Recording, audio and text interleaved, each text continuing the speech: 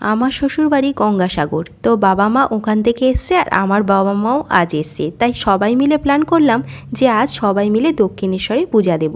এটা আমার বিয়ের পরে প্রথম পুজো মায়ের কাছে, তাই সবাই মিলে খুব সুন্দরভাবে পূজা দিলাম। আর মায়ের কাছে এলে না মনটা বেশ ভালো হয়ে যায়। যেহেতু বাবা মা অনেক দূর থেকে এসছে, তাই আমাদের সবাইয়ের প্ল্যান আছে যে সব জায়গাগুলো কিছু কিছু হলেও ঘুরে ঘুরে দেখাবো। ওই দিন না প্রচণ্ড গরম ছিল, রোদ্দুরও তীব্র, তাই সবাই মিলে একটু ক্লান্ত হয়ে গেছি পুজো দেওয়ার পর। তারপর দুপুরও হয়ে গেছে, বাবা মাকে ওষুধ খেতে হবে, তাই আমরা খাবার দোকান খুঁজছি।